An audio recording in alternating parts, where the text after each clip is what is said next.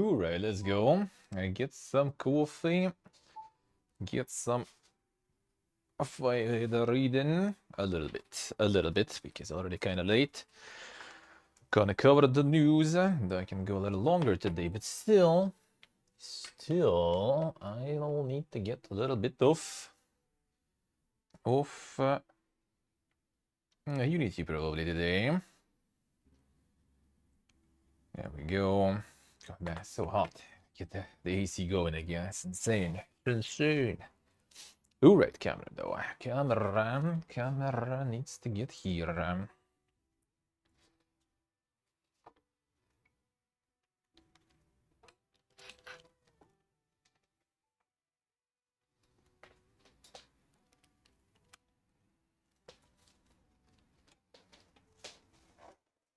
we go. There we go.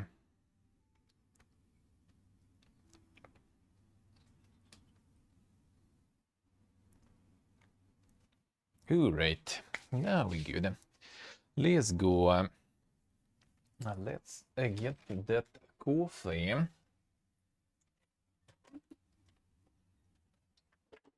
See, tomorrow the next is starting. Well, it's gonna be starting in the evening, our time, I think. So, but I do have some demos and some new things to play before that anyway. Before the next fest starts, so I'm gonna start with that already tomorrow. And then in the evening, I guess acquire the list of what I should play. Let's go.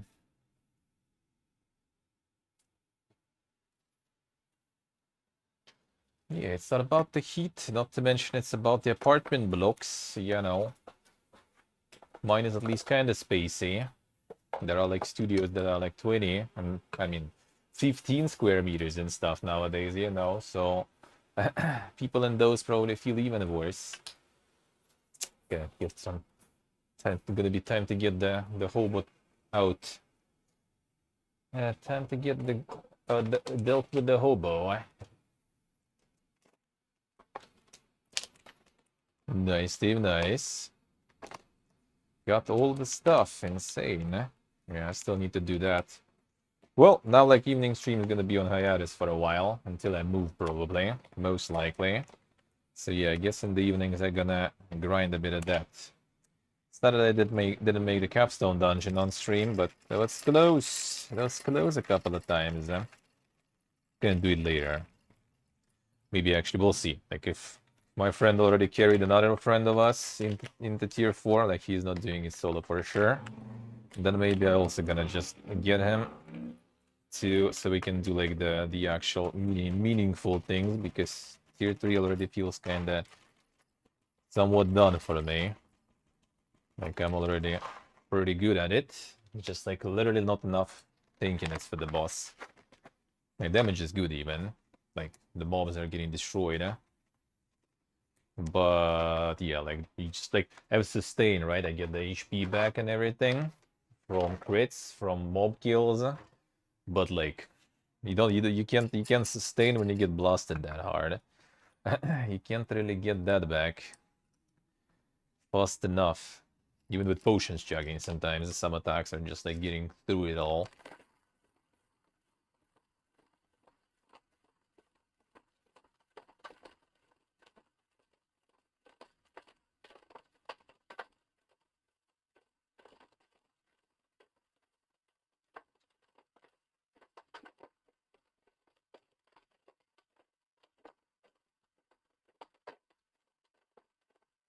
Well, at least we have AC here, and I have AC here. I just kind of like basically playing Diablo from, you know, when it's kind of tolerable to the day. It's not even like the hottest right now. But also, like, you know, Diablo doesn't make it colder. Like, it actually, like, when it started to get warm, like on beta test and everything, it was fine. Now it started to get warm, and like the coolers sometimes, you know, start to kick in Diablo.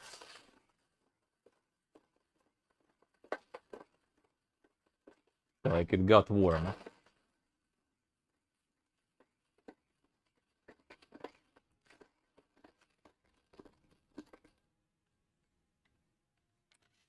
And yeah, the small apartments, you know, a window, then there's another window, done, and they're all on this side.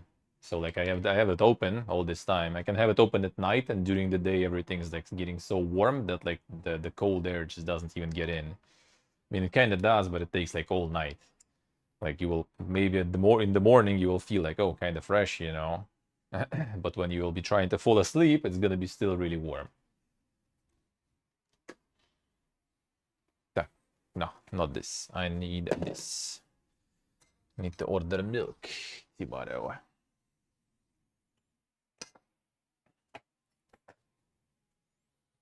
I need to order some milk tomorrow. You know that evening's gonna be empty. Yeah, I'm gonna just probably focus on some grinding, hopefully in tier 4 already, and yeah, getting open world stuff. So when the season strikes, I'm ready.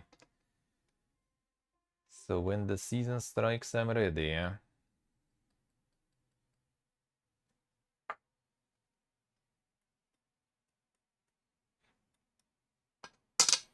I got 39 there. Damn son. No, 39 is like, I don't remember if we got like above 35 is already like bruh. That is already kind of rare, but almost every summer already, there's at least like a few days or a week when you get like 35 plus here.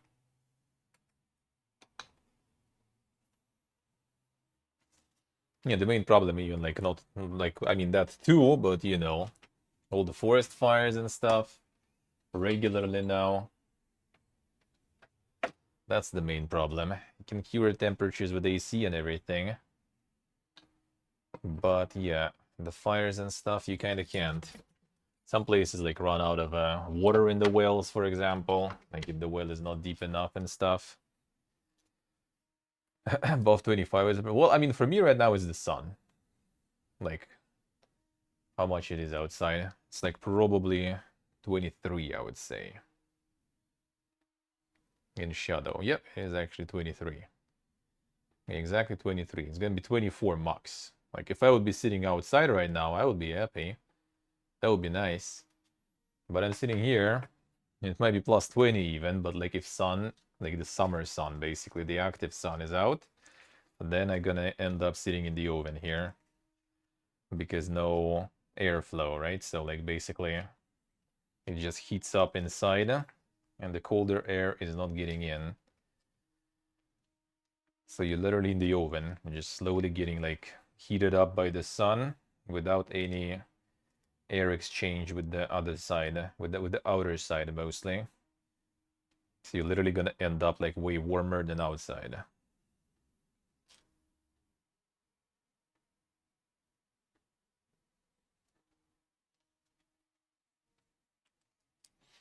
And the joke, which one? Back when I was like a kid and, you know, like the summer vacations and stuff in school, like, bro, plus 20, that was already like super warm. Like at 16 and everything, we were running around in like t-shirts and in shorts. That was considered okay weather. The white substance, come.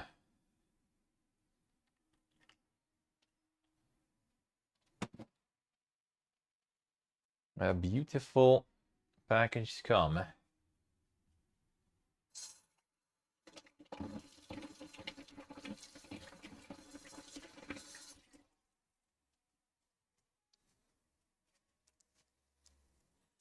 Ignore this hello.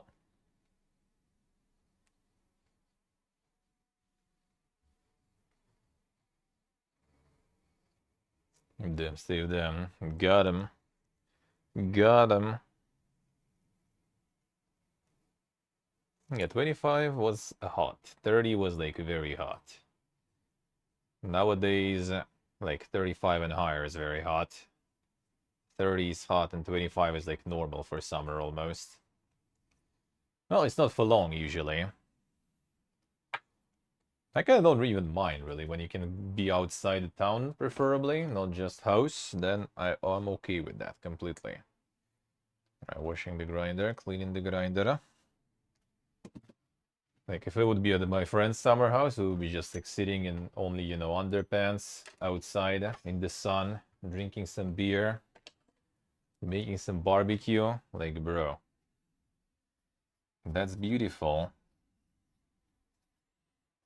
And there you kind of rarely have problems like falling asleep and stuff. When you're outside of town, in the countryside, in like a wooden house and stuff, bro. Like the only time I remember it was a little problematic when at my summer house in 2010, that was like very hot summer here.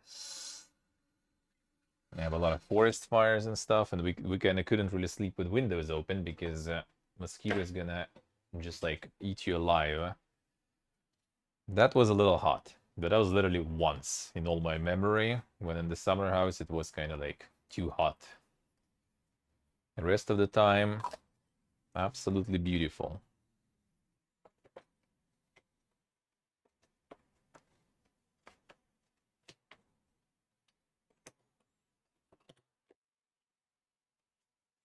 My friend is in Uzbekistan now. It's like plus 40. That's normal.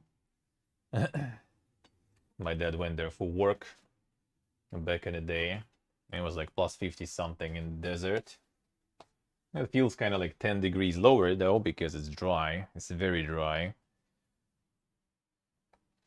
But, you know, doesn't really make it still that good. Eh? When 40 feels like 30 or 50 feels like 40, it's still not very good. Eh? Yeah, let's pick something to read real quick today. Okay, I think this one we read last time. Let me mark it as read them.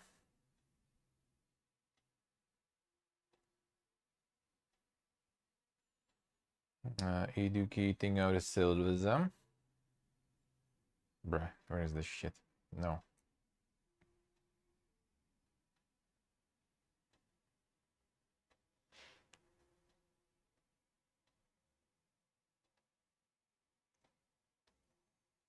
Where'd you go? No. No, not here. They updated something. There it is. There we go. Alright, let's see. And what else?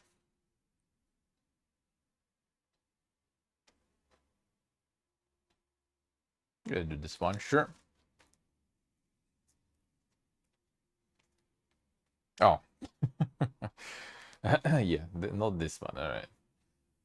That one was a Reddit thread, and Reddit right now is, you know, doing the protest. So you can't read the Reddit thread. Alright, let's see.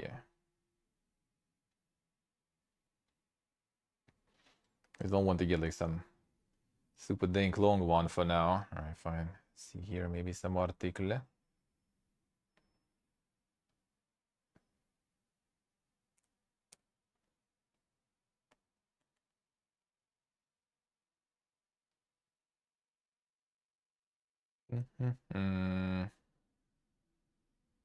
I mean, why not? This one is all the noise, might as well. The Reddit could die. I doubt it. I doubt it will.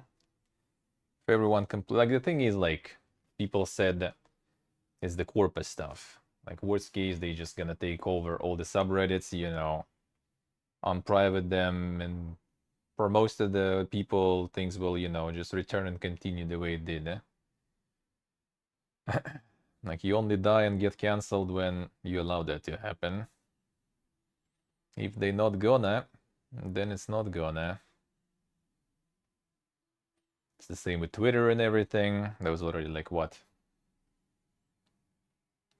3? No, there was what was the name? Mastodon. Then there was like some Hive social, right? That one completely got forgotten. Absolutely. I think there was something else also after that. They already done that for subreddits. Yeah, they're just gonna probably do it for everything. Like I'm not saying it's like good, right, or something. And I do think it's some PPG stuff, and they should probably fix it somewhat better. But you know, yeah, this is not the thing that is kind of like just some like moral question or something, it's for them, it's like the pure corpus stuff.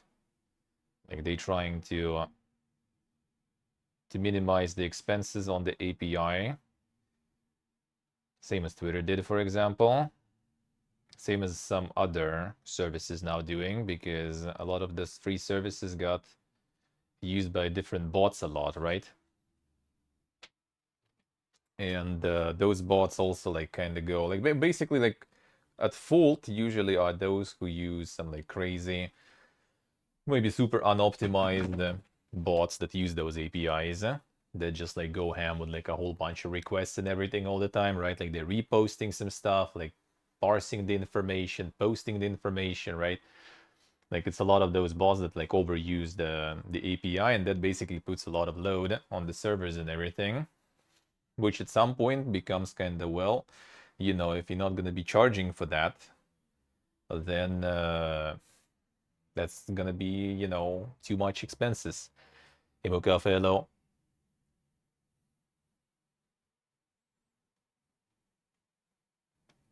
Yes, these days, I see.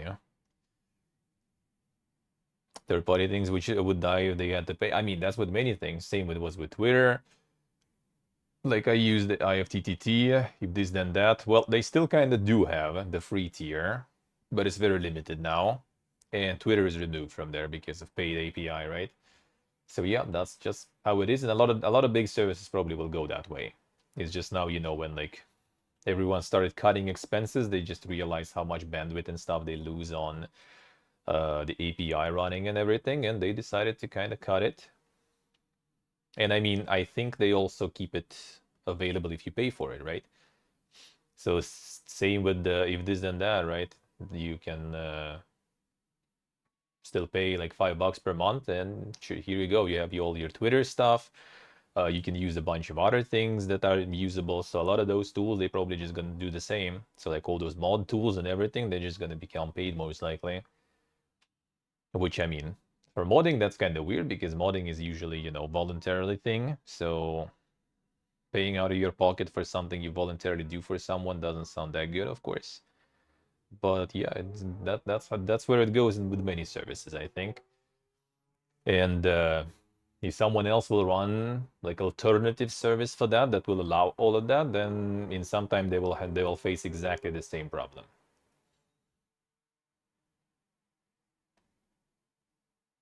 Really, the most popular and third-party things, which was never the case with Twitter. It kind of is, but not as big. Like a lot of people use Twitter with side things, because of all the limitations and stuff. That there are people do use alternative clients for Twitter for sure, especially those who do like social media, like marketing and stuff. They don't use like actual Twitter whatsoever. There's like Hootsuite. There's like a bunch of that stuff. So it is also the case with Twitter, but a bit less with Twitter. TweetDeck, yeah, like all those things. Like people using just the native Twitter extension are exactly the same people that use native Reddit. It's probably the same, you know, amount, but Twitter probably has way more kind of like norm viewers. It's actually kind of hard to say. I'm not sure. It's just like Twitter, I feel, is a little more global, while Reddit is still like here, for example, Reddit's not used whatsoever. Like there are some people, obviously, right? But like mostly no one uses that here. Like no one knows about it here, even before all the shitfest and stuff. No one knows. Like some people know, right? But like masses don't know, don't care. So it's a little more niche, and Twitter is popular somewhat. It's also kind of like popular among like some specific layer of people. That's why it's blocked here, because it's mostly, you know, like people that are younger and people that are in hard opposition and everything. So that's why it's blocked. But yeah, Reddit is not blocked, and it's not even being used here much. So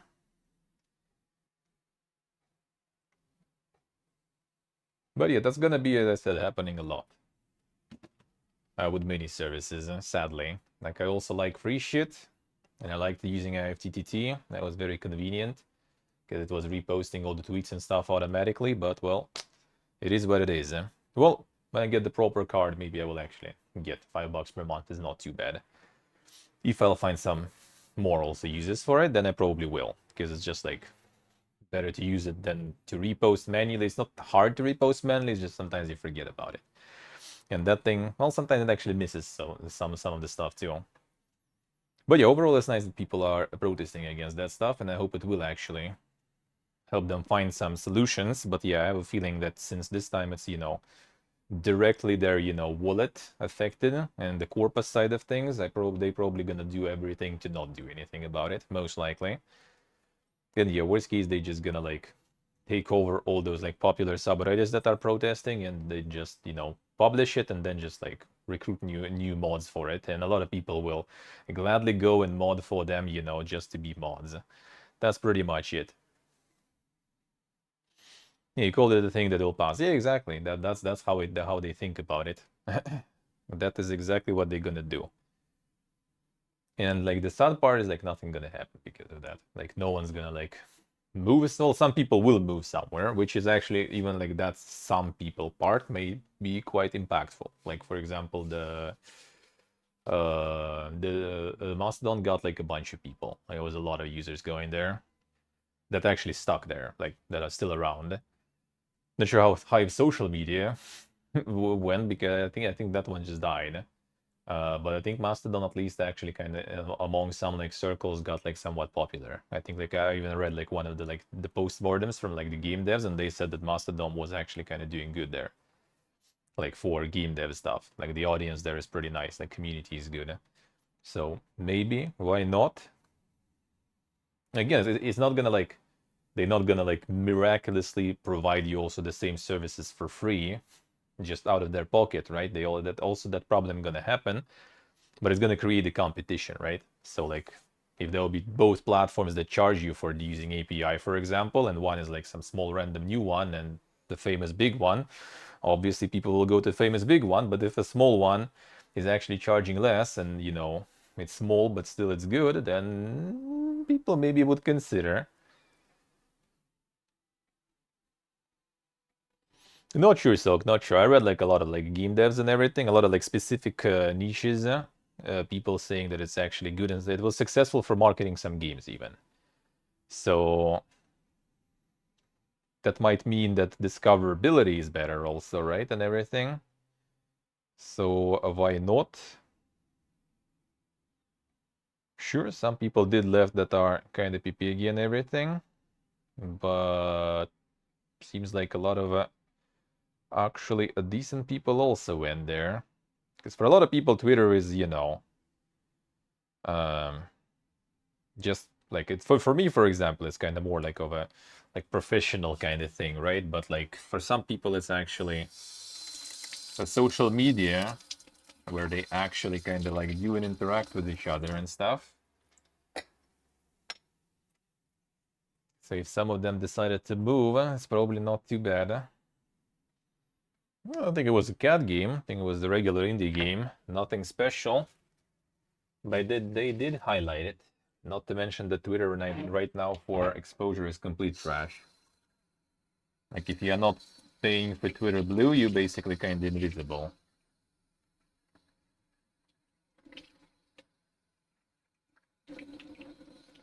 Like except for your own kind of audience, and even for them, I feel, because like I can see like the drop off in, like as soon as like all the genius manager arrived, like instantly can see like the drop in the impressions and everything.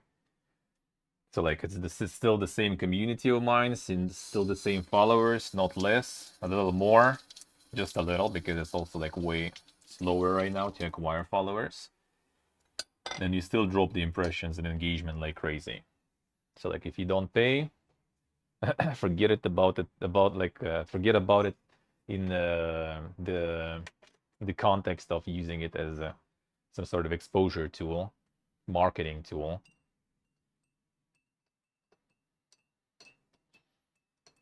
Oh, I actually got one there too, I think, today, Steve. Or was it the regular dungeon? I don't remember. I got one too today, yeah. It wasn't very useful though, sadly. I got two of them today, right? Or not? No, I got only armor today, I think, yeah. And I already had that armor. Like all the uniques I got for the druid are all in pairs. Two armors, two rings, two axes. All the same.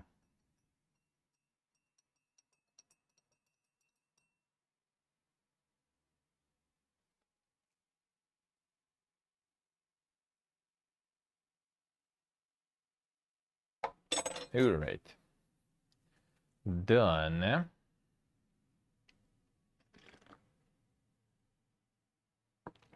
Let's go. Unpacking design pillars of a chill puzzle game. Let's see the unpacking one.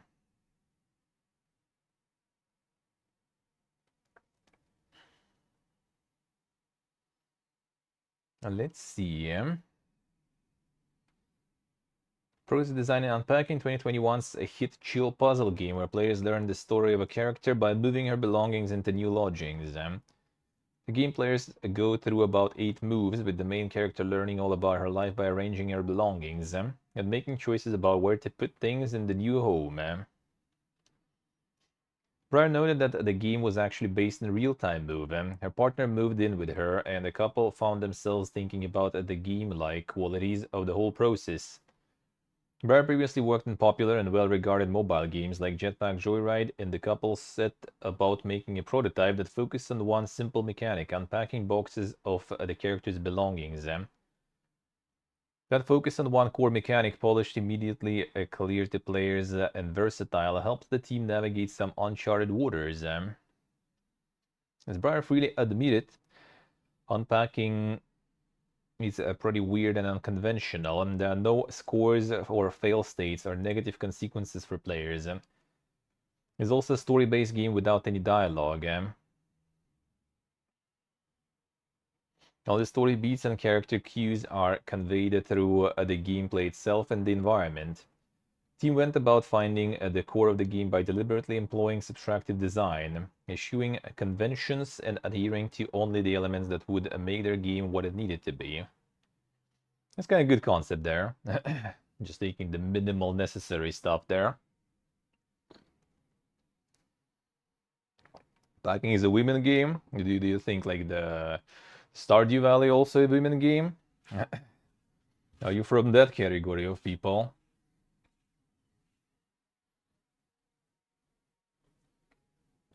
What categorizes it that way? I think there's way too many people who are who do be enjoying games like that. It's not my jam exactly. I'm not a huge fan of those. The narrative, the story-based stuff. Depends, kinda.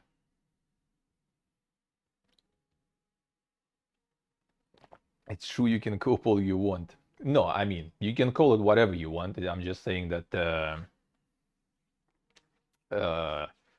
like women's game is in general kind of weird. You can call it that way, sure. I don't give a fuck.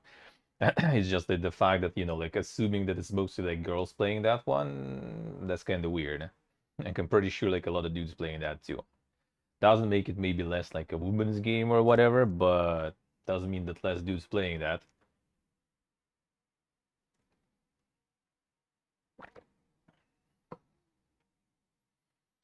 Yeah, exactly. Exactly. I think a lot of people do be playing that. Well, if it would be the Barbie game, then maybe. Maybe. And again, that would be not even like, you know, segmented by, how do you say, kind of like the gender preferences. It would be segmented more by age or something, I would say. If we would be talking like Barbie game.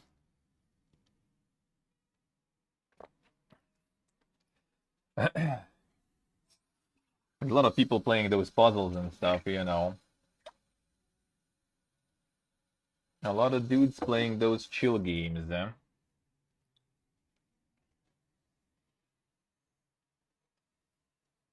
So I don't think so. I don't think so.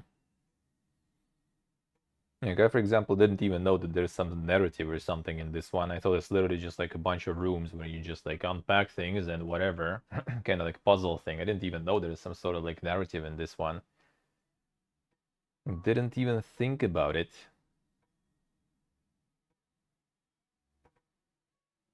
The Dwarf Romantic women's game, yeah. True. See, I really doubt it. I really doubt it. I think whenever we kind of like feel that way, we get surprised later. Because about Stardew, I also thought that way. and then I got convinced to play it, and then, you know, like rip 60 hours of my time. So this one probably wouldn't be rip 60 hours, but that still probably would be a few hours of my time, but it wouldn't be something I would go for to play, like, you know, specifically. That's for sure. Some of these might get kind of wildly satisfying.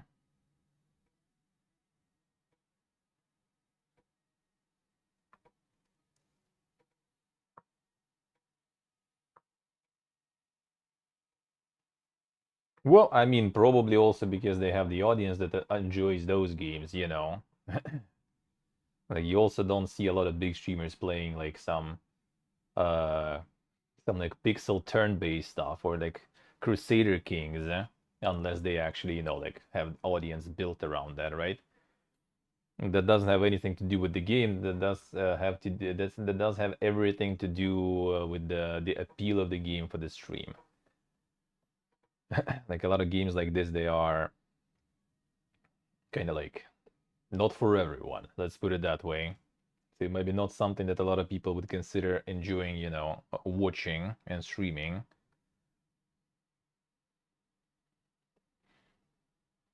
All right. Now, obviously, pre-existing game conventions can be really useful. The designer shouldn't have to reinvent the wheel every time they make a game, but they can also be a trap designers can fall into without realizing it. Does my game really need this feature? Am I including it simply because other games in the genre have it? It tags along just because it's baggage. This is where subtractive design comes in. Subtractive design is all about strengthening the core of a game by removing anything that isn't serving the core ideas. This subtracting happened very early in our design process when we were first prototyping, so we were only subtracting conceptually rather than removing bits we'd already put in the game. That would be expensive, and we challenged our own biases and questioned everything, even if it seemed obvious and even if it's how a lot of games do it. Anything we do or don't do on a game is a design choice. And every choice comes at a cost. The time it takes to implement something can be used to improve something else. Yeah, I got the same Stave. Yeah, I got 2 stone carvings too, not sure why. Every choice comes at a cost. The time it takes to implement something can be used to improve something else, and one choice may not be compatible with another choice that would have been better with the game we're trying to make. Really had to understand what our game was about at its heart.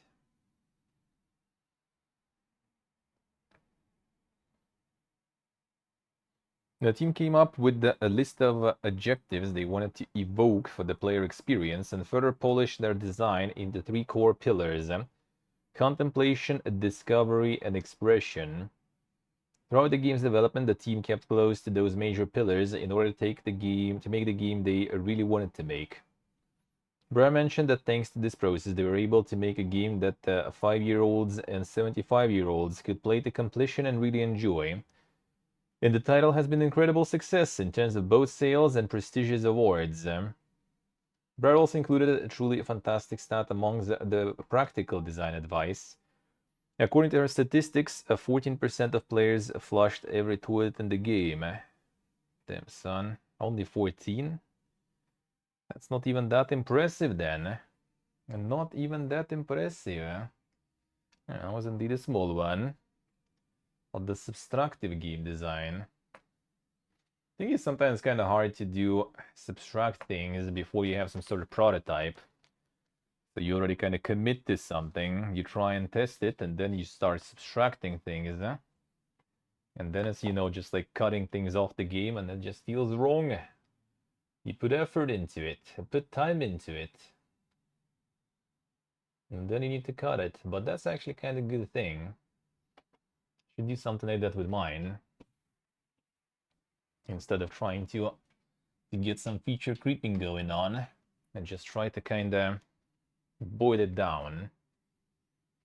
That could be kind of good idea. And a big time saver too.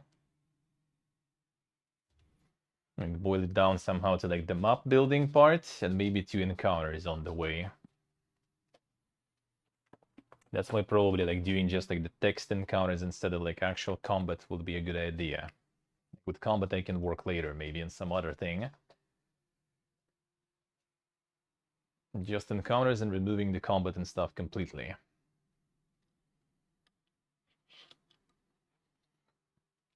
And just putting more effort into making kind of cool encounters and cool interactions. Like with items and stats, for example.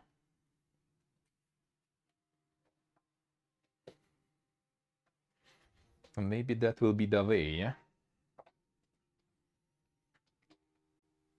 Because I was kind of thinking still to get some sort of like separate combat system going, kinda.